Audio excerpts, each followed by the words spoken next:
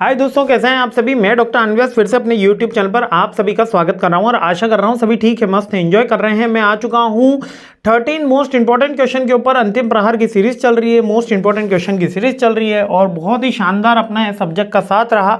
Detail video आप देख चुके हैं और अंतिम प्रहार के आखिरी 2 क्वेश्चनों पर आपका स्वागत है। अभी तक अपन ने बहुत सारी स्कीम देख ली है, लेकिन overview of various promotion scheme, अब देखिए एक बड़ा क्वेश्चन भी इसमें और बन जाता है, यानी डिफरेंट स्कीम्स ना आके कोई भाई साहब हमें यह बता दो कि एक्सपोर्ट प्रमोशन की कौन कौन सी स्कीम्स है जो इंडिया में अभी चल रही है। लाइक कि एमएसएमई की स्कीम चल रही है, merchandise export from India scheme चल रही है, जिसके अंदर हम कोई मैन्युफैक्चरिंग कर रहे हैं तो हमको बेनिफिट मिल रहा है। सर्विस एक्सपोर्ट के लिए स्कीम चल रही है।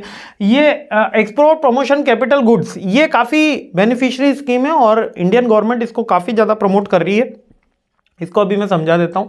ये वाली स्कीम ही अलग से बार बार पूछी गई है कि कैपिटल गुड्स की स्कीम क्या है ना। इसके अलावा एडवांस ऑथराइजेशन, ये लाइसेंस वाली स्कीम चल रही है, ये ऑलरेडी अपन डिस्कस कर चुके हैं। एक्सपोर्ट ओरिएंटेड यूनिट लगाना, इकोनॉमिक स्पेशल इकोनॉमिक जोन की स्कीम चल रही है ना। मार्केट के अर्ली इनिशिएटिव अपन को मिलना या अर्ली एक्सेस मिलना, उसकी स्कीम चल रही है। ड्यूटी ड्रॉबैक, इससे जस्ट लास्ट में देखा था अपन ने export promotion capital goods scheme. अब export promotion capital goods scheme क्या है कि मान लेते हैं कोई रॉ मटेरियल मेरे पास है, लेकिन उसको बनाने के लिए मेरे को कुछ मशीन चाहिए, वो मेरे पास नहीं है, तो ये मशीन को मेरे को क्या करना पड़ेगा, इंपोर्ट करना पड़ेगा।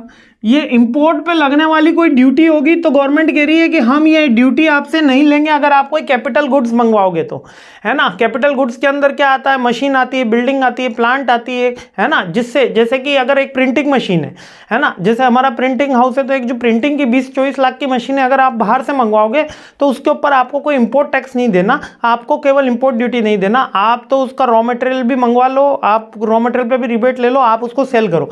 अब इससे बेनिफिट क्या होगा कि जब मैं कोई कैपिटल गुड्स बाहर से, मशीन ही बाहर से मंगवाऊंगा, तो हमारे यहाँ पे भी क्वालिटी क्या होगी, इंप्रूव होगी।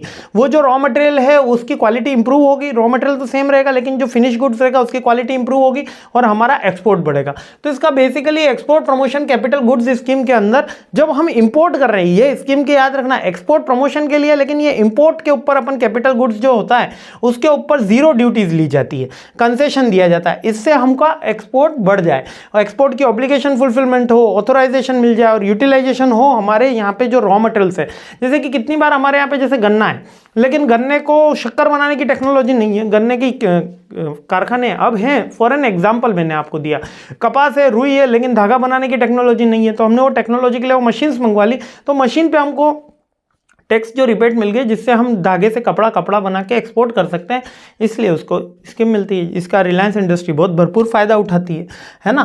तो ये स्कीम इंडिया की मेजर स्कीम्स के अंदर आती है, इसलिए एग्जाम के अंदर बार बार पूछा जाता है। ऑलरेडी मैंने यहाँ समझा दिया है, लिख भी दिया है। इसकी PDF अभी थोड़ी देर के अंदर आपको वेबसाइट और टेलीग्राम ग्रुप के ऊपर मिल जाएगी, तो वहाँ से आप डाउनलोड कर सकते हो। ठीक है, आगे बढ़ते हैं, सीरीज आगे बढ़ाते हैं। जय हिंद।